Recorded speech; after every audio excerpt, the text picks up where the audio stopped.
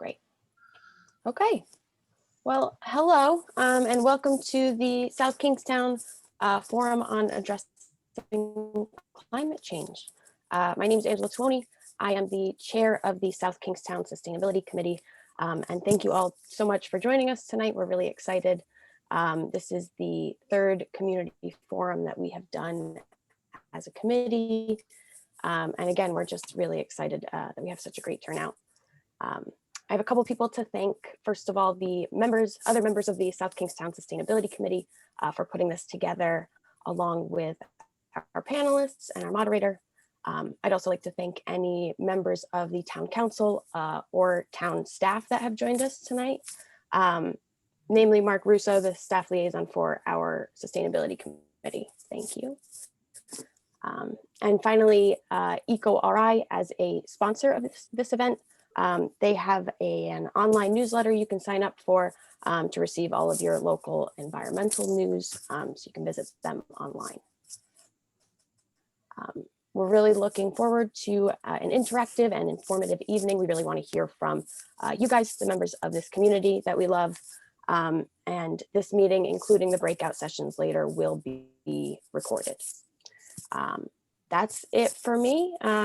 Again, thank you so much for joining us, and I am going to pass it to Tony Silbert. Tony Silbert, also part of the Sustainability Committee. It's great to be with you, even virtually, and nice to see so many familiar faces and new faces. I'm going to share my screen just for to give you the high-level flow. So we've got some welcome and context setting that's going to be done by Kevin O'Neill. Kevin O'Neill, give a wave so that people can see who you are. He's going to be our moderator tonight. So we'll do a brief introduction and then moderate our panel discussion. So he will introduce our panel shortly. And then you will get a chance to be in a small group breakout with a panelist or a committee member and get an opportunity to share some of the things that you're currently doing, some leading practices or success stories and resources for things that you are currently doing to have a positive impact on the climate. And then you'll also get a chance to share some of the things that you could do now moving forward to have an impact in how you might share some of the ideas and leading practices that you're going to hear about tonight. And then we'll come back and hear from a brief sampling of these practices, resources, and actions that people are excited to take on. And then we'll wrap up with a few next steps and call it a night. We'll be wrapped up by 7 o'clock. Kevin, why don't you introduce yourself, or Mark, were you going to do a brief intro of I'd be Kevin? happy to. I'd be happy to introduce Kevin O'Neill to everyone. My name quickly is Mark DeMorinville. I'm also on the Sustainability Committee for the town of South Kingstown. Kevin O'Neill is our moderator tonight. I have known Kevin for a number of years now, and we've worked together on similar events in the past. And I know Kevin to be an extremely intelligent, passionate champion of climate change policy advocacy. And importantly, Kevin is a business owner, and he understands how important it is for the business community to be a part of this solution. I think I'm going to leave it at that, and Kevin will, I'll let Kevin do the talking for himself, but we're very lucky to have him with us, and I know that this will be a memorable event. Kevin, take it away. All right, thanks, Mark. I'm delighted to see so many people here this evening. And let me give you just a little bit of background on myself. I'm an engineer by training, but I started a software company about 25 years ago, and I've been running that in Cumberland ever since. And we support mostly professional societies, many of them involved with the natural sciences. And we help them put on very large conferences. So last month, for example, we put on a conference for about 25,000 geophysicists. And they were talking about things like climate change. So for the better part of a couple of decades, I've been listening to scientists tell us that climate change is real, it's serious, we're causing it, and we should be doing something about it. So that got me moving, and I expect it might have many of you moving as well. I have been involved with advocacy. Thank you. As a member of the Rhode Island chapter of Citizens Climate Lobby, and we might have a chance to talk about that a little later. But I would really like to give our panelists a sense of the audience. So if you could find the reactions button on the Zoom controls, probably down at the bottom of your screen. And I'm going to ask you to raise your hand if you think that the following statement is true. Climate change is real.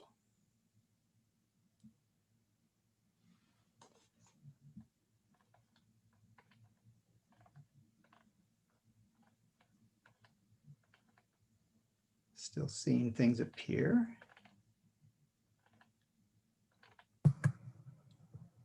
We'll just eyeballing that. Mark, it looks to me as if maybe around half. Maybe. Well, Kevin, the thumb goes away after a while, so it's depending on when you get that snapshot. Right. Yes, I thought I was seeing those things change. So about 74% of our neighbors here in Rhode Island think that that statement is true. I'm going to ask you to raise your hand rather than to use the thumb up, and tell me if the answer is true to the following question, or false. Put your hand up if you think it's true that climate change is a serious problem.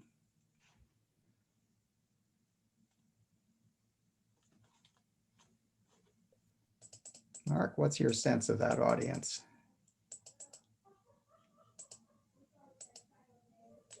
Half-ish? About at least, yeah. At least.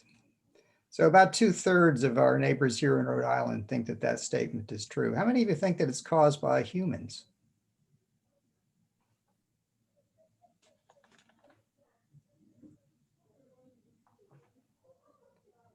About half of our neighbors believe that, a bit more actually.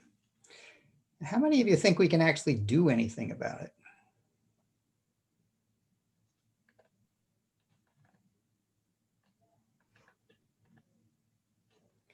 Very good. Okay, so we're going to be talking about doing something about it, both at the individual and collective level. And I'd like to get a sense for how many of you have actually gone to the trouble of figuring out your own carbon footprint. Please just raise your hand if that's true. Okay.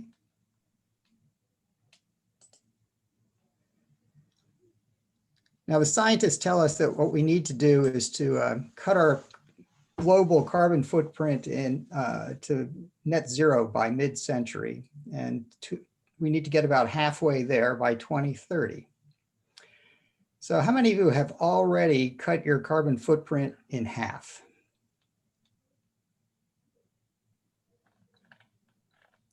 Not seeing too many hands there, Mark. How about you? My hand isn't up either, unfortunately. How many of you have a plan to zero out your carbon footprint? I'm going to hang out with Glenn and Paula. I saw their hands up. They got their plan. A few. Well, you said a plan for zero, so there you go. That's the aggressive plan. Maybe you should ask, is there a plan to get to some level? I like zero, Kevin. We'll come back to that. All right. So I think what I'm seeing here this evening, Mark, is the same thing that we've seen at some of our other gatherings, which is a lot of people are concerned about climate change, but particularly at the individual level, and a lot of people are not taking any real action. In fact, I would say that the general response for most of us to climate change is somebody else should do something about that. And I'm hoping that this evening you'll go away with the motivation and the information to think that we can actually do things about it individually, and we can do things about it collectively, and we shouldn't be waiting for other people to do something about it. I'm also hoping that by the end of the evening, we'll be thinking and talking about climate change solutions and not just climate change as a problem, because I think we really need to reframe the issue of climate change. Most often the discussion is really about the adverse consequences of climate change, or the unwillingness of other people to do something about it, or the costs of taking action. And I think it's really natural for everybody to talk that way. But our panel this evening is really going to tell you that you can and should do things that will help us all avoid truly serious and irreversible climate change. And the germ of that, that solution is really transforming the way that we generate and use energy. Because in truth, the fix for climate change is really pretty simple. There are only a few things that we need to do. We need to use energy more efficiently. And who really tries to be wasteful? We need to electrify everything that uses an oil or a gas or a coal-fired furnace or an engine. That's a pretty big task. We need to get 100% of our electricity from sources that don't dump tons of carbon dioxide into the atmosphere. And we need to restore the chemical composition of the atmosphere back to what it was back when George H.W. Bush was president. And we do that by taking the excess carbon dioxide out of the air, most of which has been put in during our own lifetimes.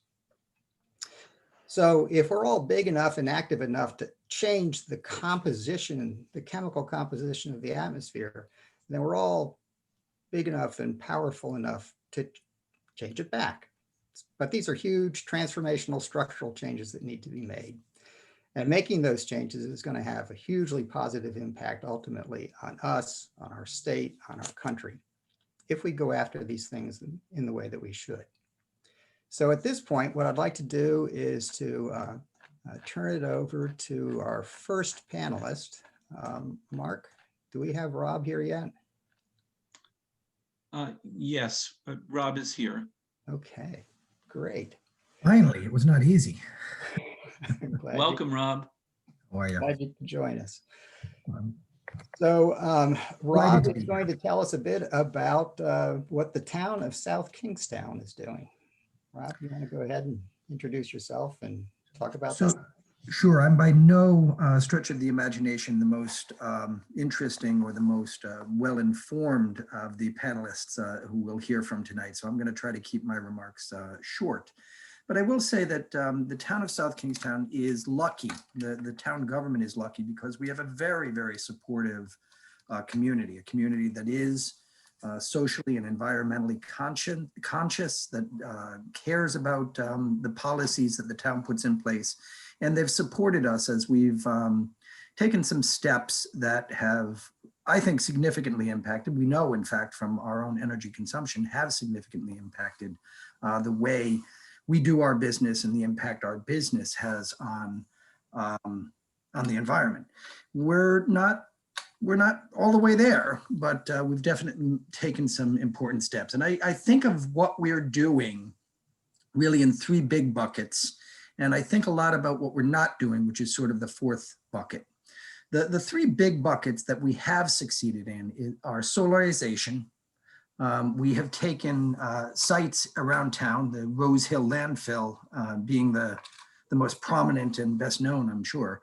And we've converted them to solar use. The town has supported solar development in other locations around town, which are going to have an impact on where people in Rhode Island get their energy. But the town itself is getting its energy from a solar project, the project at Rose Hill, and from actually two other projects, one on the URI campus and another in West Greenwich. Solarization has been a big deal for us, and it's one of the things we're very proud of. Modernization is probably the most impactful thing we've done. I mean, solarization is huge because it changes the source of energy. The modernization program, going through and putting LED lighting in all of our buildings, doing everything we can to make sure that our windows are not leaking like a sieve. All of these things really change our consumption in a significant way. So we've reduced this, we've changed the source to solar. We've reduced our consumption by putting LED everywhere we can. And we have gone around and made sure that we've done the energy inventory assessment and tightened up our windows and doors and this sort of thing. We have lots of room for improvement there still because our inventory, our building inventory is old, but it's impactful across the entire inventory. And we've already seen significant gains, significant reductions in our consumption. And then the third bucket of things that we have done is aggregation. Aggregation is sort of tied to the fourth bucket, which I think we have a lot more room to do work in, which is electrification.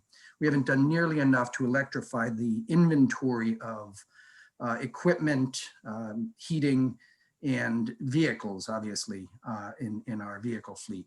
But we have moved very aggressively, thanks in large part to the Sustainability Committee, toward electric aggregation. And what electric aggregation will mean for South Kingstown residents is that we will be consuming as a town, as a collective group of citizens, we will be consuming our energy from cleaner sources once we've identified the vendors who will be providing it. We're in the process of having our aggregation, community aggregation plan approved by the Utilities Commission. The Public Utilities Commission will evaluate the plan, is in the process of evaluating the plan. And once the plan is approved, then we will come back and we will go out to the market. We'll look for a broker who will find the cleanest energy source or sources we can get. And we will come back to the voters and to the town council and let them know that we've got a bundle or a bucket of service providers who will offer the cleanest possible electricity for the group. And then we will also be looking at the savings and offsetting the savings and the source, sort of trying to maximize the benefit for cleaner energy, while at the same time making sure that there's a price reduction for all electric utility users here in South Kingstown. Now, on electrification generally, the one thing that we have done in South Kingstown, which we've experimented with, and this is going to tie into one of the things that I think is really important for us to recognize about how large organizations, governments, municipal governments operate. We have been able to do some electrification of our vehicle fleet. We went out and bought an electric vehicle. We've put charging stations in a couple of places in town. The challenge for us with electrification of the fleet is the price. And I want to focus on that for a second, because it's the stumbling block that has prevented the electrification of the fleet. And it's the thing that has made the other parts of our program, which I just described, successful. Solarization was an economic winner for the town and for the taxpayers. Modernization, installing LED lights and tightening up our buildings, is an economic winner in relatively short order. I mean, the return on investment for our modernization projects, 2, 3, 5 years. I mean, they're really short return projects for us. And the aggregation will reduce the energy price, the price that all electric users, all electric ratepayers in South Kingstown pay, will be reduced as a result of electrification.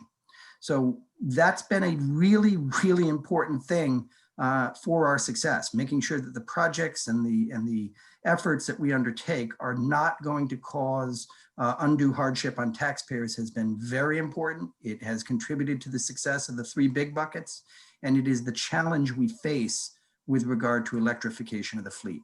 I think that's sort of a microcosm of everyone, but it's clearly, it's very clear to see what contributes to the success or failure of municipal programs when you start looking at the spreadsheets. Great. Thanks a lot, Rob. Next up, we're going to have Rudy Krause, a science educator from Rhode Island College, just give us a bit more background on the science involved. Rudy?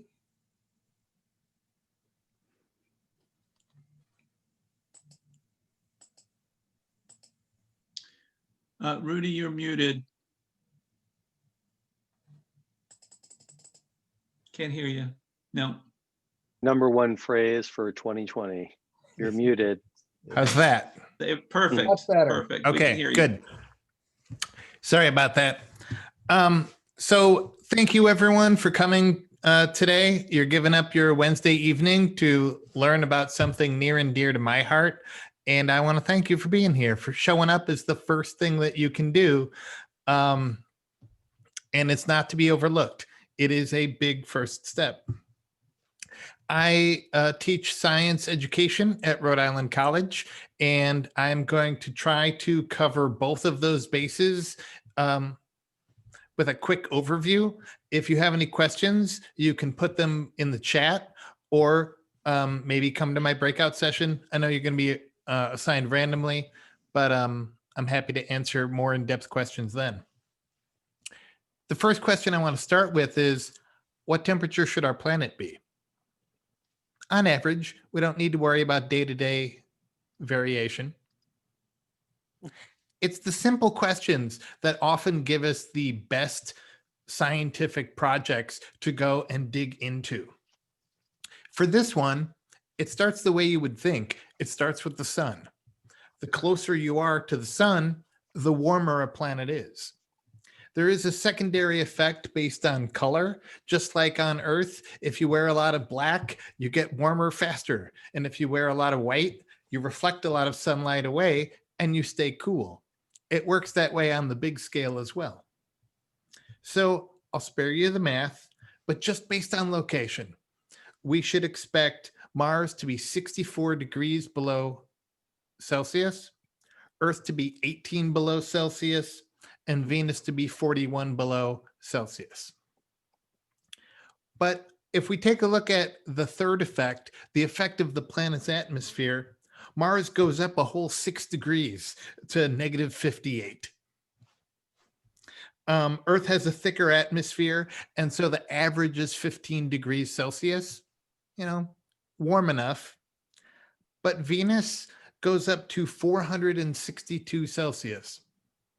That's over 800 degrees Fahrenheit. And just to give you a comparison, the top temperature on my oven is 550. If Venus had water, it's all evaporated. Their oceans literally boiled away. That's how hot that planet is. And it's because of what the atmosphere is made of. So if we look, we see that Venus's atmosphere is mostly carbon dioxide. It traps heat in. And there's small amounts of other things, but that's all it takes. Carbon dioxide is a powerful greenhouse gas, and it is capable of raising the temperature of the entire planet. And the reason that we're concerned about this is because this is not an instantaneous effect. A lot of times we expect if we do X, then Y will be the outcome. But with carbon dioxide, it lasts for 100 years. It's not the only greenhouse gas. There's also methane, nitrous oxide. If you remember hydrofluorocarbons and perfluorocarbons, those still can have an effect. Carbon dioxide isn't the worst of them, but it lasts for over 100 years. And just to give you a sense of comparison, that is before we had television. That is before we had the first radio broadcast from KDKA. In today's world, we can have our DNA tested with a mail order kit. 100 years ago, Levine had just proposed that polynucleotide structure of DNA, and we didn't have that twisted ladder model of the DNA molecule yet. And the carbon dioxide from 1919 is just leaving the atmosphere now. That's how long it stays up there. So science is difficult. For those of you that are college students, this may not come as a surprise. It's important to realize why that's the case, though. And it's because as humans, we have difficulty thinking in scientific ways. If you're interested in helping directly, there is a national shortage of science teachers, and you can come and talk to me afterward about that. But if you already have a career, you should know that science educators are working hard to teach climate change. And the status of that in Rhode Island is that in 2013, the next generation science standards were adopted. Rhode Island was the first state in the nation to fully sign up for those. We've got the matching test in 2019, and it is now the case that every public school in Rhode Island should be teaching according to the national science standards. And these include things like in grades 3 and 4, students should make a claim about the merit of a solution to a problem caused when the environment changes and the plants and animals that live there change. So this gets into land use, pollution, all sorts of things that might have an effect in their town and other towns. By the time that they get to middle school, students are asked to ask questions to clarify evidence of the factors that have caused the rise in global temperatures over the past century. There's no dodging around or prevarication. The students are looking at the evidence for climate change, and they are not asking if it happened, because we know it's happening. And finally, by the time they get to high school, students should be using a model to describe how variations in the flow of energy into and out of Earth's systems result in changes to the climate. We're currently at about 30% proficient statewide with those standards, and we have a few guesses as to why. The first is that the previous emphasis on a Common Core put a lot of focus on reading and mathematics. And to an extent, science was playing catch up. We know that science is difficult. And so sometimes students are persuaded to give up or not to pursue scientific endeavors. And we know that we have a statewide shortage of qualified science teachers. So we could be doing more as a state to fill that gap and create a more scientifically literate population. How am I doing on time? We need to ask you to wrap up quickly, please. All right. So we'll talk about why science is difficult. I'll give you one example. We have a natural but incorrect type of reasoning that says 1 degree is a small change, it should have a small effect. And while that seems reasonable, I'll remind you of the water cycle from middle school, in which water evaporates, turns into a cloud, and then it goes over to the nearby mountain and precipitates down, and the water keeps going around and around and around. 1 degree creates more evaporation. And when you look on the scale of a planet, that is millions and millions and millions of gallons of water. So it can have a large change because we live on a large planet. And whatever kind of weather you're getting now, you're going to get a lot more of it. That's what we know from climate change. And that's why it's important to move as quickly as possible to mitigate the effects. Thank you. All right, thanks very much, Rudy. So next up, we have Kai Salem from Green Energy Consumers. Hi, everyone. I'm going to share my slides. I just have a few, and we can skip past them if they get too long. Let's see, can I have someone nod if you can see the green slide? Excellent. So I'm Kai. Thank you so much for having me today. It's great to be back in front of the South Kingston Sustainability Committee. I think last time I was presenting on green municipal aggregation, and we at Green Energy Consumers are really thrilled to see the way that South Kingston has just run with aggregation, and it's going to do such awesome things for the town. So that is great to see. Green Energy Consumers Alliance is a nonprofit. We're based in Rhode Island and Massachusetts. We have a number of programs that I'll talk about today that enable everyday energy consumers, like all of us on this call, to make green energy choices and start chipping away at our carbon footprints. We also believe that collective action is one of the most important components of fighting climate change. And so we do policy work. I am the policy advocate for Rhode Island, and I also do some work on Massachusetts policy. So I'm happy to answer questions about that later or in the breakout groups, even though today I'll be focusing on the green energy programs that we offer to consumers. So a quick overview of our programs. We offer a program called Green Powered, where you can green up your home energy by buying renewable electricity. We match your electricity usage right through your national grid bill with energy from local sources, from solar and wind. You can also go through our website to find good options for quotes for rooftop solar if you want to go that route. We also, as has been discussed, believe that driving electric is perhaps the most important way that you can cut down on your emissions. Energy efficiency is a core piece of climate action and cutting down on your footprint. There's a bunch of different options for energy efficiency through National Grid and Rise Engineering. If you haven't done a home energy audit recently, I recommend it. The discounts are higher than ever because of the pandemic. And even if you are a renter, you can still do a home energy audit. They'll either work with you or your landlord to go over the different options that you have as a renter to make sure your home is as energy efficient as possible. Because there's a pandemic, although the energy audit team has really good safety standards, you can also do a virtual home energy audit so that no one's coming into your home. We also have a program called Shave the Peak, which I will explain on a future slide.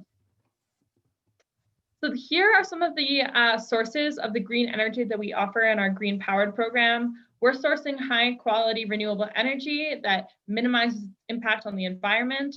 For example, our hydro comes from a low impact site in Pawtucket that has been around for well over 100 years. It's actually one of the first power plants in the entire country. And a lot of our solar is built on landfills. So we're making sure that our solar projects are not cutting down trees. You can trust that the green energy that's coming to you through this program is minimizing impact on the environment. Here's a picture of a car that was bought through our Drive Green program. That's actually my dad in his Chevy Bolt. And he charges his car in Gloucester, Massachusetts, where he lives.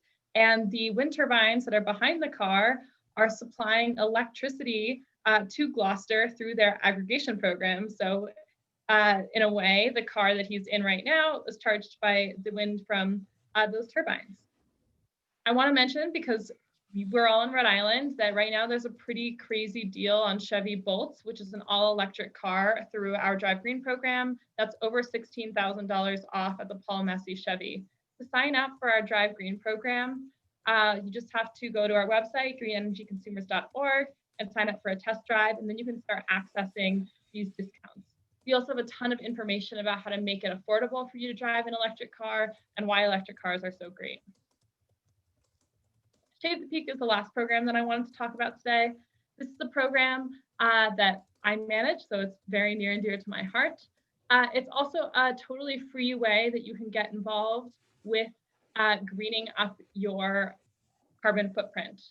On really hot summer days, our energy usage across New England spikes, and that's because everyone turns on their air conditioning all at once. When everyone turns on their air conditioning, that means that our electricity demand goes up. And to meet that demand, the grid operator has to turn on the oldest, dirtiest, least efficient power plants. They're also the most expensive power plants. So that means that on really hot summer days for just a couple hours a year, our collective electricity demand drives up the cost and the emissions of our electricity usage year round. Shave the Peak is a program where we send you a text right before one of those peak days is going to occur, reminding you to reduce your energy usage where possible.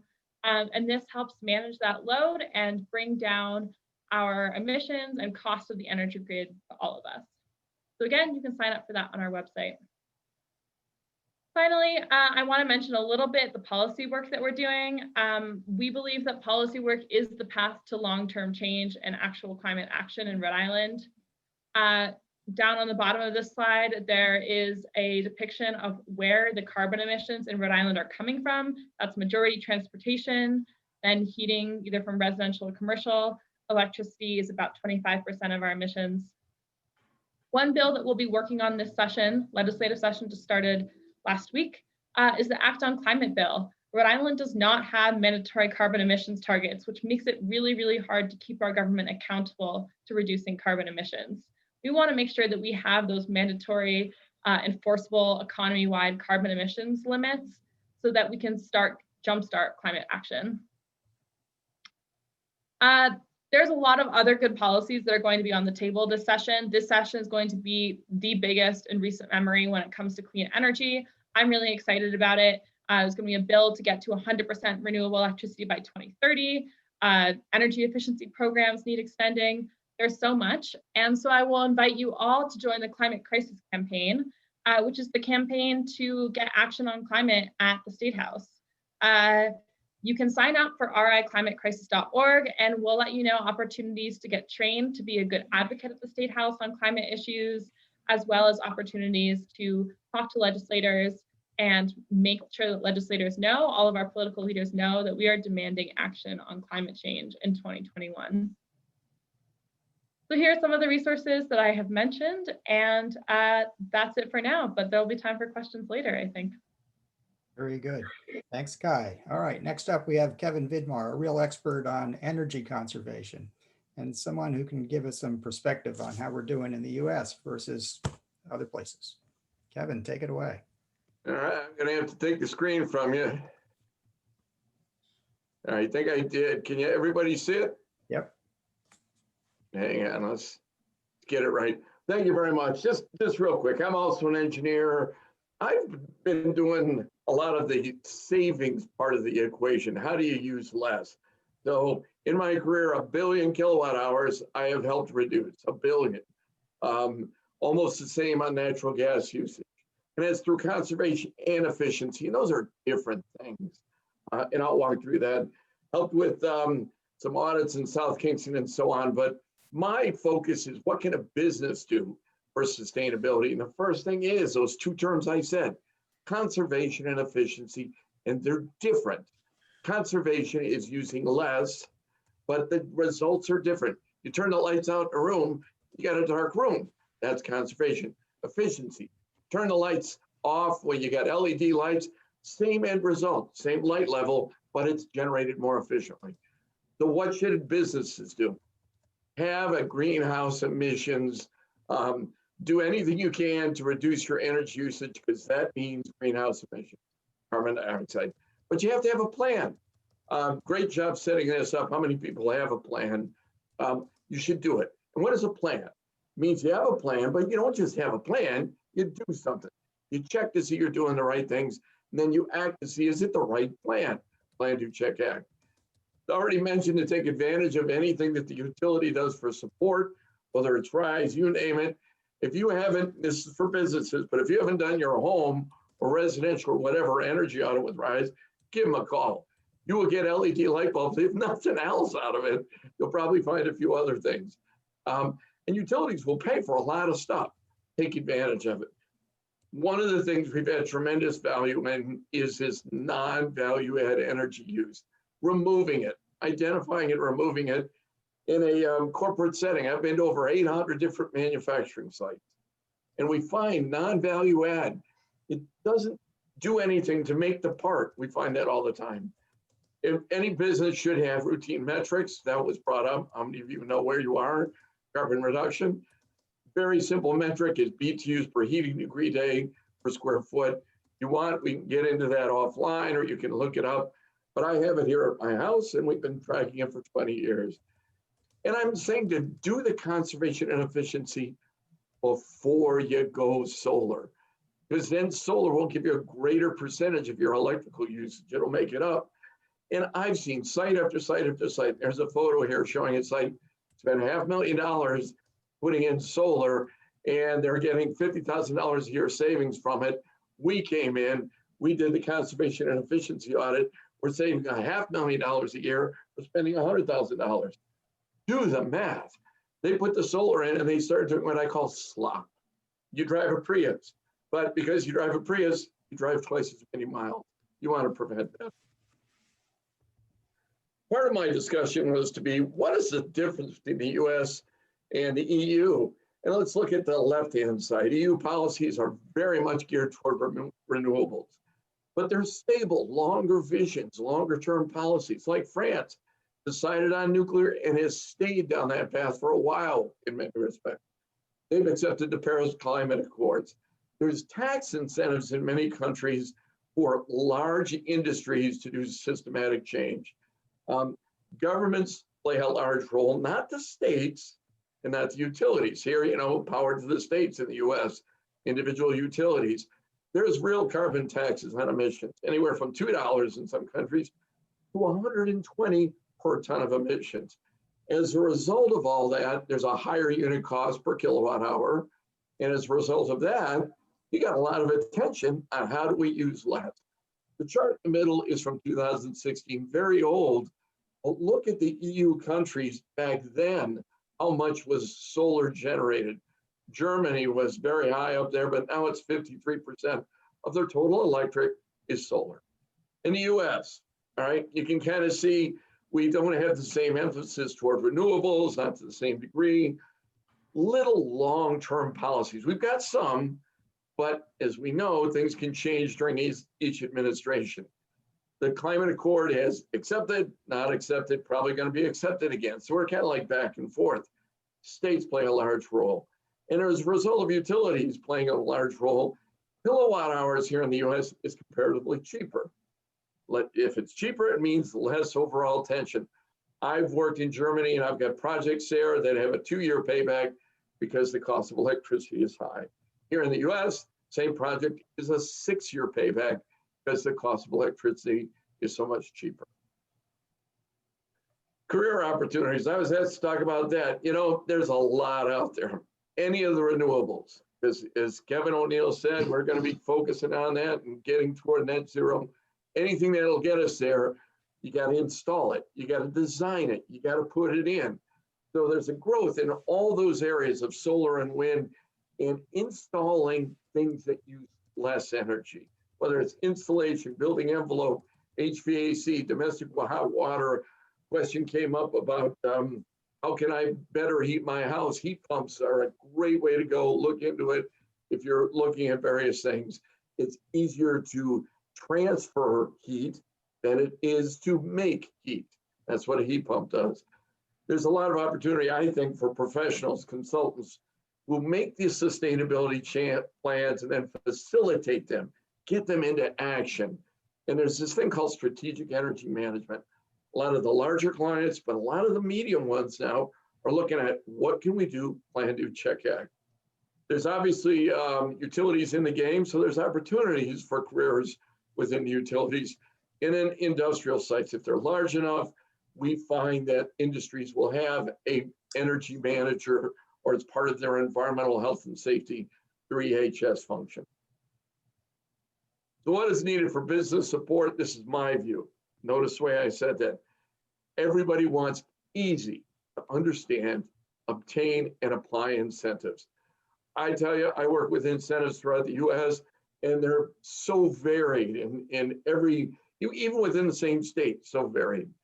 So what we need is one call does it all. You call up whoever, whether it's RISE or the Rhode Island Energy Office you see here, you say, I want help. And one call will start you down the process. And we need much better utility and state outreach. What are the programs? What are the things you can do? What have been those changes? And I put up something here called a Commercial Property Assessed Clean Energy called CPACE. There's a strategy for funding out there that very few people know about, but it works for many businesses. I don't have time to get into the specifics. Use Energy Star, whether it's business, whether it's personal, whether it's anything. The US EPA has got a great program there that you can do a lot with Energy Star. And for any business, remember, this is a two-way street. Participation is part of your challenge, but you got to do it, whether it's at the town level, the state level, the federal level. We have companies that are doing that. Participate. If you can't do it individually, do it within your trade groups, whatever, to push real energy and sustainability assistance. So there you go. That's my 5 minutes.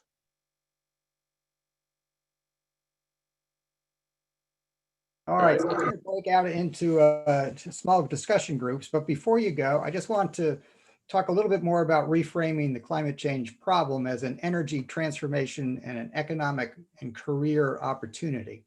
Right here in Rhode Island, we spend about $3 billion a year on fossil fuels.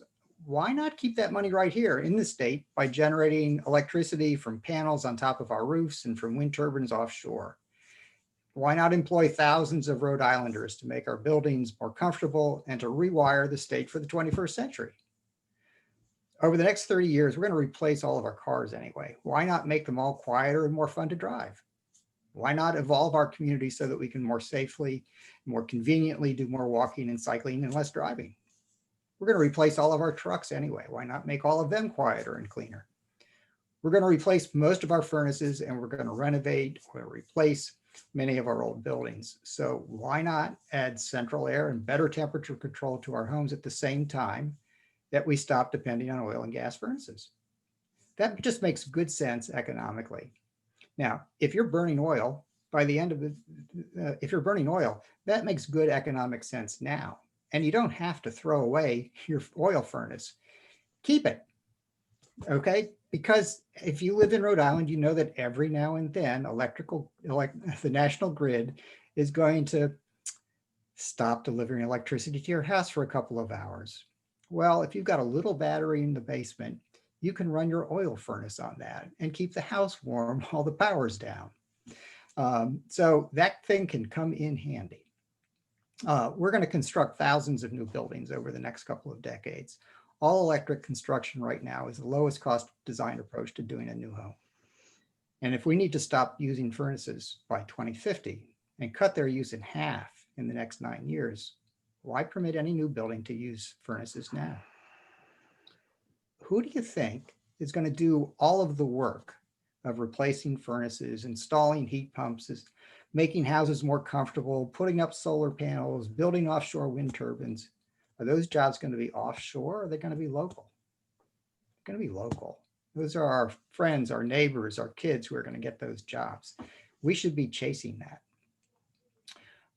If you've not been thinking and talking about climate change, if you've just been thinking about and talking about climate change and not actually doing something about it, what I want you to talk about in these discussion groups is what you can actually do. Because it's by doing stuff that we see what actually works. It's by doing stuff that we can convince people the changes we need to make are not just practical, they're good for us in lots of ways. So with that, Tony, can you split us all up into small groups? I will do that. But before I do that, I'm going to share my screen with the questions that we want you to be thinking about. And when we zoom you into the breakout rooms, you're not going to have this. So if you want to take a picture of the questions, we want to hear some of those. I know I learned a ton tonight. I've already had my energy assessment, but I don't know my carbon footprint. Shame on me. But I am going to check out Green Energy Consumers Alliance to see what kind of incentive on an electric car.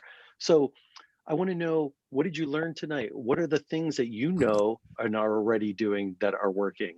What are some of those leading practices? And then, as Kevin mentioned, what actions can you take now as an individual, family member, a business, a citizen who cares about this environment and our climate? So take a quick picture before I zoom you into groups. Again, in the breakouts, they will be recorded. If you notice my name, the name of like Angela, there's a number of Angela, Mark DeMorinville, Chris Hubbard, Kevin O'Neill, they have asterisks in front of their names. So either SK Sustainability Committee members and panelists have asterisks in front of their names. They will be hosts for, we're going to have 8 breakout rooms so that you have a chance to share your ideas. And they will be hitting the record button to comply with open meeting laws. So these are the questions. I'm going to stop sharing. So hopefully you took a picture, and you should have either a committee member or a panelist in your group. And we'll be in your small group for around 20 minutes. And I will broadcast a message when we're halfway.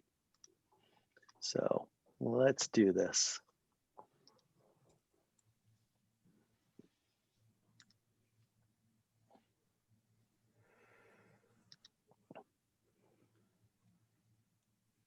I feel like it's the roll of the dice here, you know? It is. It is. It is.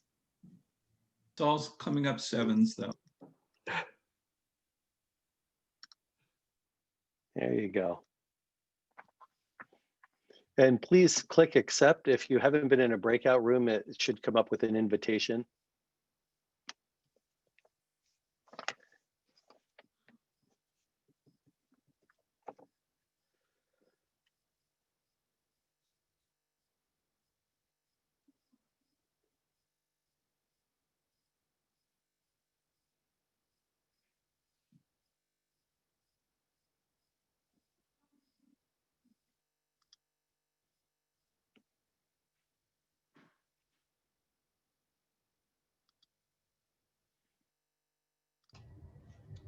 Tony, are you going in? I'm not, I'm going to hang but out I here as will. well. Okay, cool. I'm just trying to make sure all of the rooms are. Hi, Barbara. We just put people into breakout rooms. How do you like the individualized attention you're getting? I'm going to assign you to a breakout room number 4. They're having a conversation about what's working now for reducing your carbon footprint and what actions might you take. So I'm going to assign you to a room. Enjoy.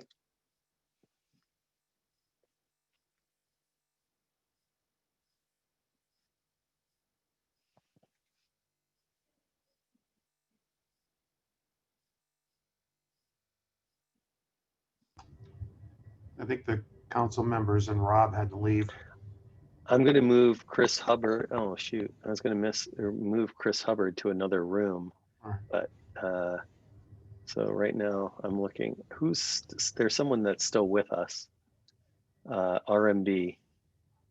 No idea. Yeah, me neither. So I'm just trying to, because I was going to get Angela with, I'm going to have to move Vidmar and Kai are together. I'll be right back. I'm going to go to this room real quick. Okay. Yeah.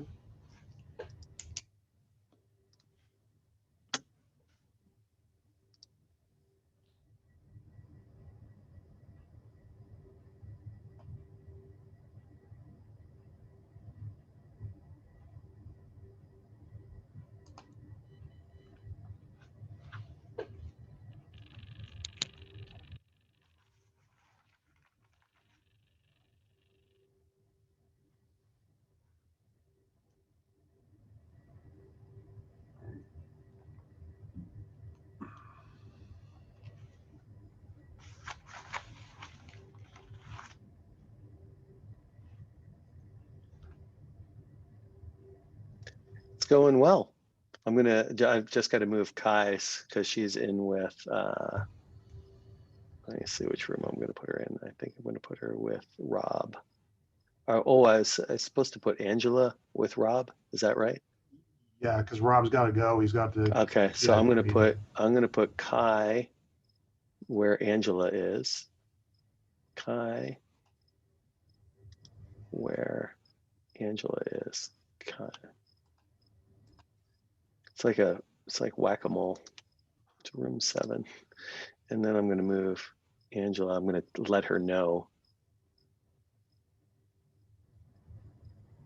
Hey, Rob. I'm moving. So if you can get somebody. I'm moving Angela to your room right Oh, now. perfect. And she Okay. just went in. Okay. Thanks a lot. And I'm going to join and let her know that I moved Thank you, her. Rob. All right. Thank you. Thanks a lot, folks. Hey, that was We'll great. talk to Very nice. I'm gonna be late. you. Be well. See ya.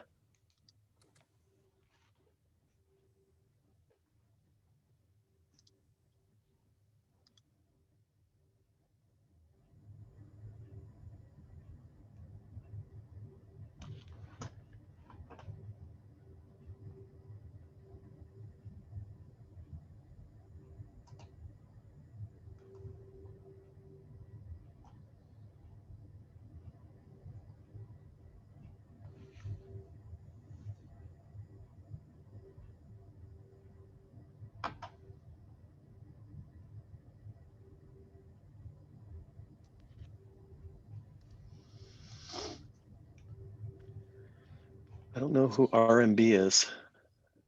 Can you just assign them directly or they have to? Yeah, they have to accept. Yeah. I'm going to ask. I can either put them into the waiting room. Should I do that? Sure. Or I mean, I'm fine. Right now, we're still recording in this room, so to me, it doesn't matter. I don't care. Yeah, we can leave them. It doesn't matter. Okay. And it looks like. Oh, so it's. Oh, that's you. Are you on? Did you dial in? No. No, you were supposed to be in room 1. Hold on. Let me see. RMB. Okay. RMB. Yeah. They're supposed to be in room 2. So Mark Kravitz is with Rudy. Kevin O'Neill is in room 1. Hannah and Jim are in room 3. Kevin Vidmar is in room 4. Mark DeMornville is in 5. Angela's in 6. Kai's in 7. And Chris is in 8. And I'm going to move RMB if he comes back to room 8 because there's not that many people in that room. And let's see if that helps.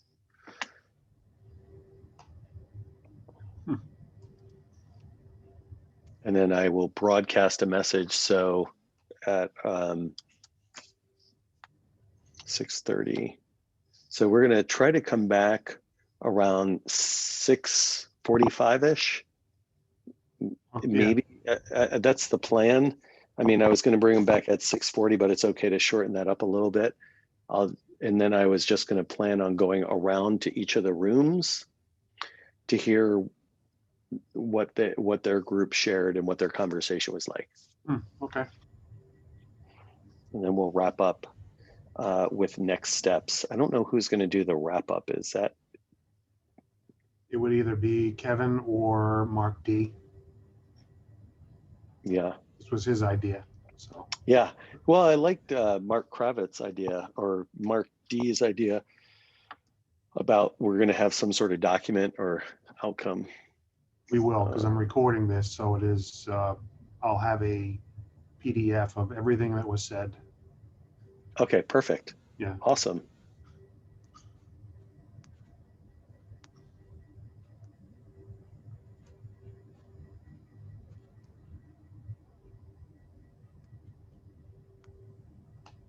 You know, the Bike and Pedestrian Committee called wanting to know how they could do one of these programs.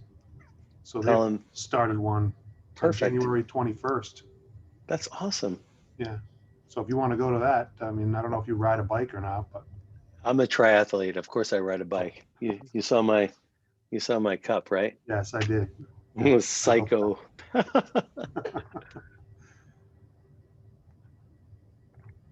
mean, we should be with Zoom, as long as we can abide by the open meeting rules, we should be cross-pollinating with the Conservancy, the bike path. I mean, it should make it so much easier to collaborate, even though we're in a small town. I think it makes access much easier for people to just show up at different times. Right. And now I see we do 60 people easily, you know. That was easy, right? Yeah. Yeah, it's neat. You know, the only thing I added additional breakout rooms, and then when I went to open all rooms, I was going to have to manually assign. That's why it took me a moment. I had to recreate all rooms Oh, so I could manually assign, because when I first went there were 6 rooms and I added 2, but then I was going to have to assign everyone to rooms. And I'm like, well, let's just see. It's easier to just move the people with the asterisks than 60 people. right. Yeah. That's good. So I'm going to tell them they have 10 minutes left. Yeah. Is that good? Or at least tell them. It's 6:36 now, right? I know. Yeah, it's all right if we go. Yeah, let's say 10 minutes left.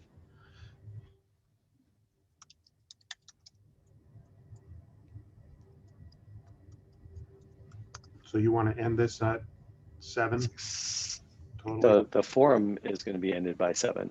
Okay. Yeah. Are we, as a committee, going to stay afterwards for a few minutes, or are we all leaving at the same time? Oh, I'm open to whatever we want to do. If we want to stay a little bit extra. I was assuming we were going to end, and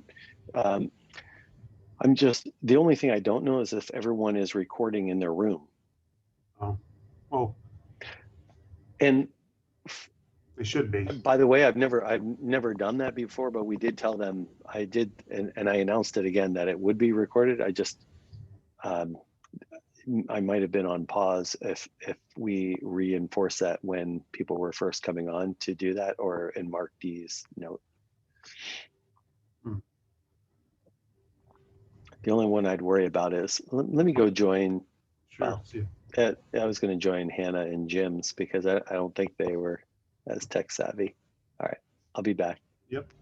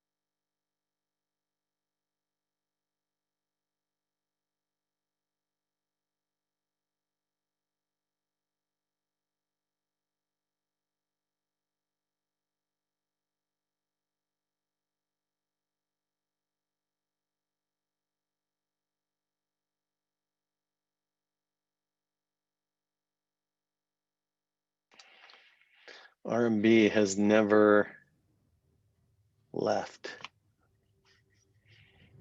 Maybe they fell asleep. Eating dinner. I hit record in that room because it wasn't being recorded. I don't know where that recording is going, if it's going to come to me or if it's being recorded to the cloud like this one is. But I'm going to send a message saying they've got 5 more minutes. I think Colleen said everything's being sent to the cloud. Cool. Oh. For this one, at least. I don't know about in the other rooms. Even the breakout rooms. Okay, cool. Yeah, there was an option in the settings that you could send it. Wow, cool. Mm. Yeah, usually it asks me if I want to record it locally or to the cloud. So maybe she just chose that option to the cloud. That's perfect. Great. Do you have a big enough ladder to get up to the cloud to get this after it's all done? Believe it or not, it's point and click and it's down, you know. Nice. It takes a while to download it, but it comes down. No, I know. It's but good. If it doesn't read or it doesn't listen correctly, some of the wording is like, you have to, it's wild, you know. It is. Like you say something, it comes out as like the rubber chicken said no. Stuff like that. I know what it's talking about, but. Well, you've been great, Mark, in terms of sort of going with the flow with this committee and jumping right in, which is very different from like the past couple of folks from the planning department. So you're much more roll your sleeves up and at what can we do at each of these facilities, which is amazing. Right. So, and we have a new participant that I just let in. Hi, is it Marla Mack or Maria Mack? Maria Mack. Hi. Let me know if you can hear us. We're folks are in breakout rooms right now. Oh, Maria is still connecting to audio. And let me see. I'm looking at what's the one? She is. Oh, hi Maria. Hopefully you can hear me. Folks will just be coming back from breakout room discussions in around 3 minutes. So you're more than welcome to stay with us for the next few moments. And people will be coming back and sharing.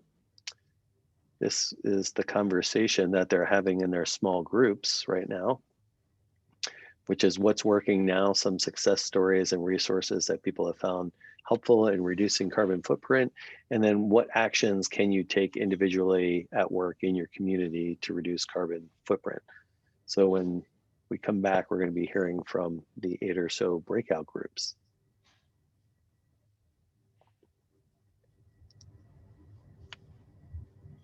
Maria, can you just Great, thank you. Oh, okay, good. I just wanted to make sure that you could actually hear me. I had to. I have 2 meetings to prepare. Yeah, no worries. Tomorrow, so Well, I had to step away in the breakout room. Yeah, no worries. Well, thank you for coming back. I won't assign you to another room since we'll be just coming back. Were you able to listen to all the panelists?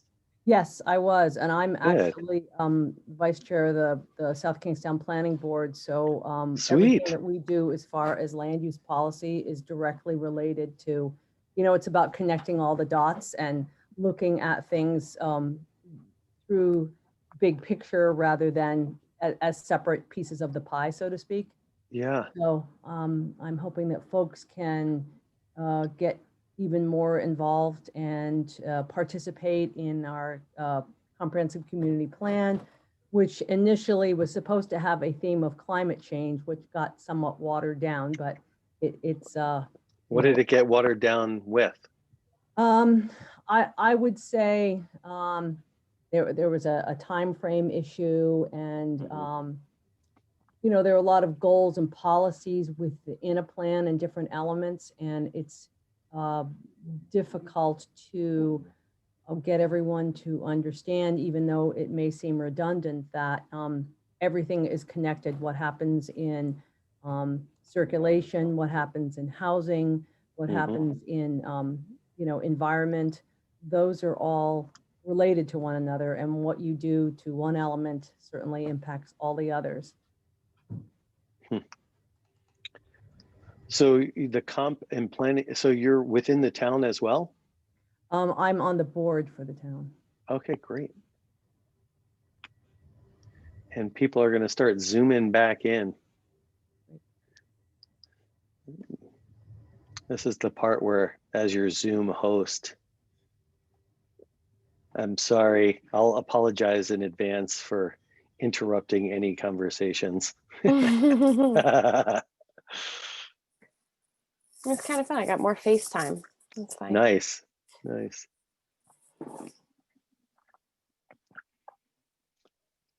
We'll just wait a few more seconds.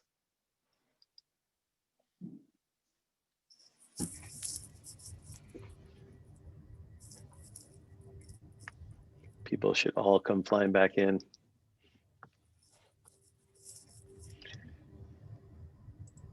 As I was saying to those that came back a little earlier, I'm sorry for interrupting any conversations you were in the middle of, but that's how Exactly. breakouts work. That's how breakouts work. But we would like, it's around 6:47 right now, so we'd love to take the next 10 minutes just to hear from some of the small group breakouts. We had 8 breakout rooms. So if one of either the room facilitators or any of the rooms would like to share some of the nuggets around the actions or success stories, that would be awesome. Chris had his hand up first. Chris Hubbard. All right, Chris. Yeah, for it. I think we had a really, really good discussion. A couple of the things that really stood out was and it's really come out of the pandemic, at least as a start, is the reduced travel and the reduced air travel for business and the carbon reduction that we've seen for that. Peter had mentioned a number, and I'm sorry I didn't jot the number down, but Peter, I think you said something like a 10% reduction in carbon emissions from travel because of the pandemic. So, and I think we agreed that a lot of businesses are surviving and even thriving and doing just fine without the travel. So there could be a reduction there. The other things we could do better are tree planting programs in town, and would be a really, really good one. And then looking at solar siting places, maybe on top of some of the parking lots. We had discussed the kind of repaving of the Peacedale School and how that parking lot knocked down some trees and got a lot bigger. Maybe that wouldn't be the exact right location for solar siting, but keeping those opportunities in mind. Nice. And I would like to invite the introverts on this Zoom call to feel free to share any of your nuggets of wisdom, resources, leading practices, and actions in the chat as well, because we will be capturing this and sharing it back, everything that we've learned here together. Which group would like to go next? Angela? Well, you were, I think you were. I just saw someone else's hand up, but I'll be quick. We also had some really good discussions in the 2 groups that I was switched between. But I think there was a couple strong themes. One being new construction, so people who either build for a living or build new houses for themselves, paying attention to best practices and materials for things like that, for building new houses, integrating renewable energy if possible. And for existing construction, the RISE audits and making upgrades where possible there. We also talked about being sort of a conscious consumer of things you buy, what you drive, just sort of being aware of what's environmentally friendly and not, being aware of transportation. We talked about that as well. And we actually talked about local food production as well. I think we focus a lot on renewable energy, energy efficiency, things like that, but local food and sort of self-sustaining efforts are really important as well. And the last thing final thing we talked about was just kind of being a lifelong student, continuing to learn about climate change and the environmental issues, and sort of just being open to the information that's out there. Awesome. Great job, everybody. I just want to say, I just want to say, Melissa, 15-minute field trips may get the award for the most chats and nuggets. Thank you for those. Keep them coming. Kevin, I saw your hand. Yeah, no, great group, by the way, that we had. A couple of things stood out, and I love the way that Angela said themes. Everything doesn't get solved unless you have both top down and bottoms up. If you have only one or the other, it's doomed to failure. That was brought up a couple ways, that we have to address everything legislatively, grassroots wise. The two will come together at some point. For any of these larger changes, you need to have all the whole supply chain and aspects in place. Great case in point was electric vehicles. A lot of people want them, but they can't necessarily get their charging yet because they don't have other people are there. The charging stations are not ubiquitous like they need to be. Another common theme was green and sustainability, the local food issue. I brought up local beer, you should drink that instead of the faraway stuff. But there's those two things kind of come together in this whole thing. So I don't want to just separate them out because they're kind of together, and let's view it that way. Public transportation came up, how we really don't have any real options on that. We should, whether people use it or not, if it's not there, they can't use it. Then the last thing was something simple came up in our group, the National Grid Metrics Report. How are you doing compared to your neighbors? And whether it's good, bad, or indifferent, there's ways we should teach people how to view that, how to use that, try to benchmark and improve. Nice. Others. Mark Kravitz, I see you in my screen with the asterisk. So what did your group talk about? And then Mark D, you're next. Mark, you're on mute. Yep. I thought the part of the conversation that was interesting to me was the discussion about real conversations happening at the high school, and that was really positive for me. Rebecca Galoob is a science teacher there, and she is engaging students, young people, freshmen to seniors, who are in this conversation regarding climate. And I think Paul Baudet's point about young people being a major factor in getting things to change and to move, and that we should be engaging young people in our communities as a clear strategy for improvement as it relates to our reaction for climate mitigation. So that was really the highlight for the conversation from my perspective. Nice. I love the high school student videos. My daughter was in one of them. So thank you, Rebecca. Thank you. Appreciate that. Mark D. Yeah, I jumped into the group that I was supposed to be moderating a fraction of a second behind others, and there was already a great conversation going on. And one of the things we agreed on was that we should be doing our carbon footprinting, right? We should be calculating our carbon footprint, and there are very reliable and powerful tools to do that. One of which I was told can be found on the EPA's website, for example, but that's one of any number that are out there. One important point that was raised, getting to Kevin Bidmar's point about top down, bottom up, is that how do you do this? How do you take effective personal, familial, even community action if you have serious income issues? If you're struggling, there needs to be government subsidy, there needs to be guidance, etc., incentives. It needs to be made user-friendly. It needs to be encouraged by the sources who have these programmatic options, etc. So all of that stood out in my mind. from the conversation, my breakout room. Nice, thank you. I don't know who else I've missed. There's been a thank you for the flurry of chat messages and people responding to them. I was going to start raising some of the questions, but they're being answered almost as quickly as they come up. So thanks to the amazing resources we have here in our own community.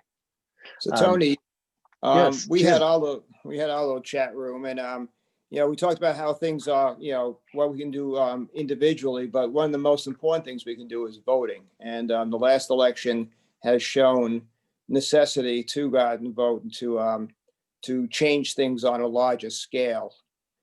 Things that we also talked about was transportation in regards to walking and biking more, and the work that I guess the walking and biking committee in South Kingstown has been working on. We talked about the benefit of using energy efficient appliances, and that should be something that when people go out to buy things, that should be the focus on what they're buying. And let's see, I'm not sure what else we might have talked about, but that's basically it. That you know, there's lots of things that we can do ourselves to make a difference. Nice. Kevin, was there anything from your group that you wanted to share? We touched on a bunch of stuff that showed up in the chat panel. So, you know, interest in electric vehicles and heat pumps and energy audits and that kind of thing. And there are just innumerable things that you can do, starting with figuring out your own carbon footprint. Where are your carbon emissions really come from is helpful. It gives you a clue as to what to tackle first. And then you can go from there. And speaking from my own experience, it's kind of fun to figure out how you can get it down to zero. What does that really mean? And today it's hard because we're all living in a system that was engineered to run on fossil fuels. So you just can't get away from it completely. About the only thing you can do outside of that now is to offset your emissions. And there are a variety of ways to do that. You know, you can offset by helping folks build, you know, methane digesters to capture methane that would otherwise be released into the atmosphere as a potent greenhouse gas, or that preserves forests, or that accelerates the deployment of wind and solar energy. So you can do a lot of stuff there. So I would encourage you to play that game. And the other thing that you can do is to basically monetize your carbon emissions.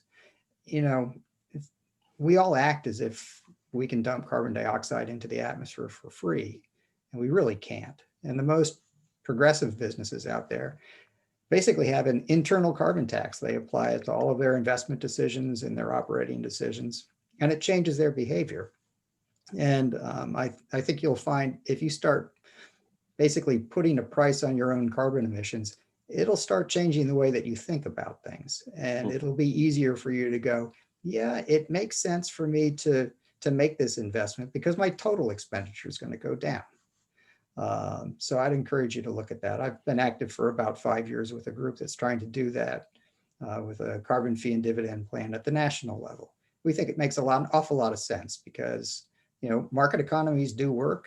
They arrive generally at efficient solutions. And so if we'll all just be honest with ourselves and say, we can't pretend that this is all free. Let's put a reasonable price signal on it and use that to guide our behavior. We can get where we need to go a lot faster. Thank you. Well, and thanks to everyone for joining our community forum on the climate. Thank you, Mark de Morinville, you've run this before with this group of panelists, and it's been very successful, educational.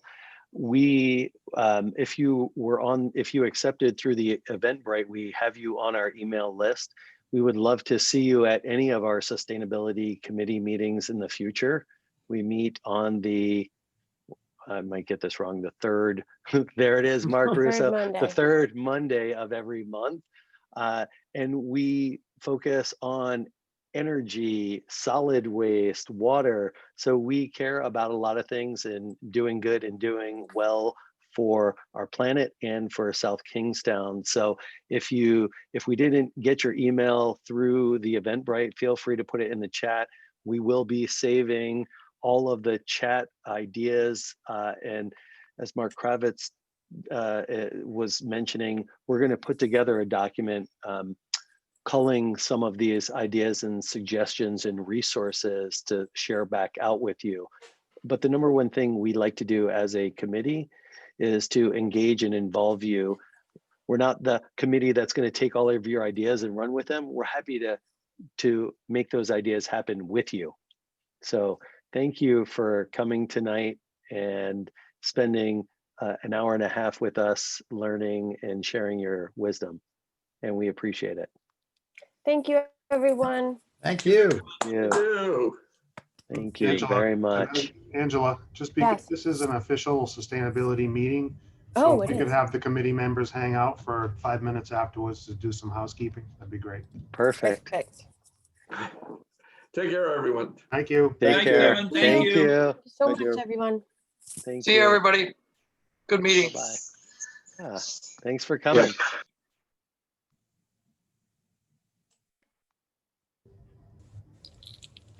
Hannah, I saw you rocking the baby. I was so excited. I'm like, we finally get to meet the baby. Oh, first, Oh, yeah, she's sleeping now. The Yeah. baby was in my chat group. Yeah, I'm you're a gonna- little I think freaked I'm out. gonna- I had to turn the camera off. I think I'm going to remove RMB or move to the waiting room. Yeah. There's a few people that may have just left their computer on or not left, but I'll put them in the waiting room. And Stephen and put in the waiting room. Bye, Stephen. Thank you for All right. coming. Thanks for We coming. missed- Who are we missing? 1, 2, 3, 4, 5, 7. Okay, never mind. Yeah. Nice job, wait. everyone. I think that Yeah. was- Very good. Yeah, That was nicely, cool. nicely done, guys. Jim, you were a moderator in the breakout room. Yeah. Awesome. That's great. And I think I actually went in and hit the record button for them around halfway through because I didn't know if Hannah or Jim knew. Oh, Hannah, did you to hit do the it button. too? They were in the same room together. Hannah's got the Yes. asterisk. Oh, all right. Awesome. Yeah. Great. Yeah, Mark, Yeah. there was a lot of doubling and tripling up for moderators. So I was in there with Rudolph. We were both moderators. Yeah, so I was trying to move people around. Jim did As quickly 100% of the moderating in my room, just to be clear. I did Nice. nothing in that room.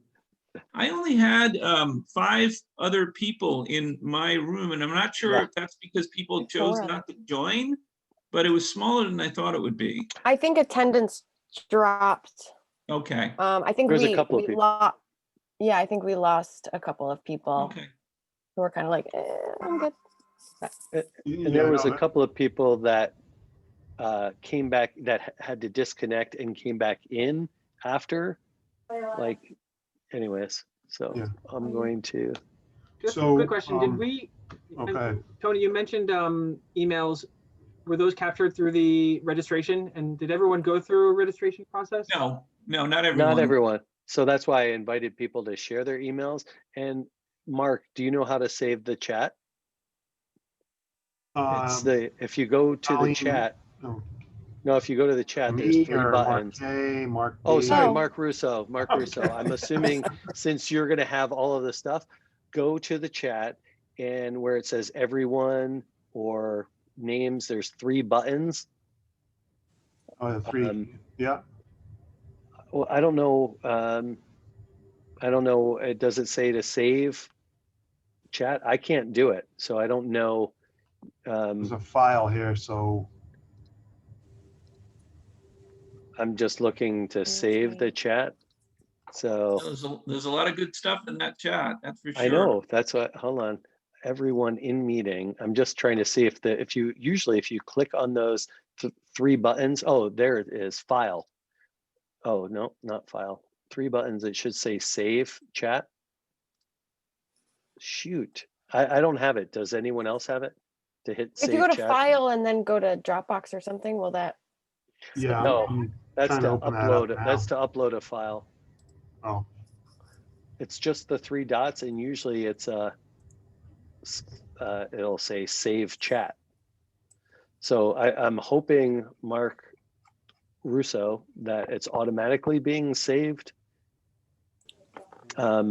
Usually I have to choose to save it. Otherwise, you might have to hit, like, I don't know if you can hit select all of the messages.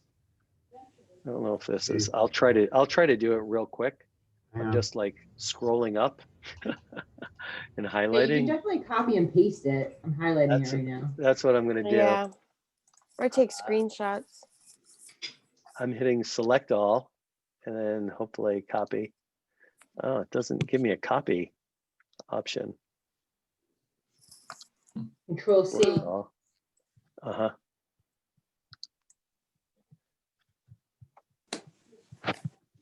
I'm going to take some screenshots just because I can. Oh, didn't work.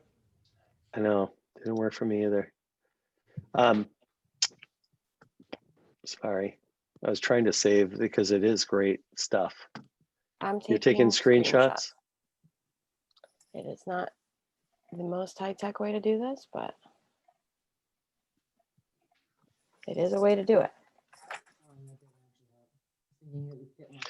Zoom meeting, let me just see if there's a way. In the interim, great news about Melissa Toll taking over the buildings committee as chair. That is great news for SK. Nice. Didn't hear that. Yeah. Well Now, deserved. now we just got to get Bob Moore on the board and then we'll be okay. But that's a good start.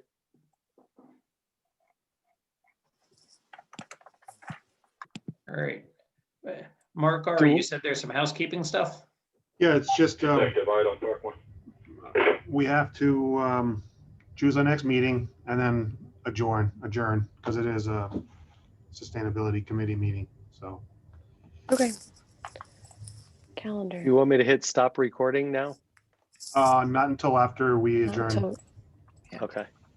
Angela, did you get all the screenshots? Yes. Wow. There's going to be some overlap, so I could Okay. kind of edit them, but there's a lot of good stuff in here. This was awesome. I'm excited. And I'll also ask Colleen, I think she said something about saving, this was being saved to the cloud. Perfect. I'll ask her again tomorrow. Okay. I was going to do it, but I can't do it. So, Mark, will hopefully. this be available for public viewing since it was a public event? Well, I'll be doing minutes. I mean, I'm sorry, the meeting Video. itself, 5:30 to 7. Yeah, well, I'll have to save Forum. it. In the morning, I'll do that. I'll save it to ClickBase or one of those where you can see it. Yes. Okay. In other words, I can give other people the link if they want to watch, if they want to view it. Okay. So next meeting should be the 15th. Is that right? Is that a holiday or not? No. Yeah. President's Day. Is that a real holiday? For the It's town? school break. It's school break. I may be in Mexico, hopefully. Sounds terrible. I'm hoping to be there for like a month working remotely. Hang on a second. That was sad. That was satire. Uh-huh. I'm going to swim there so to reduce my carbon footprint.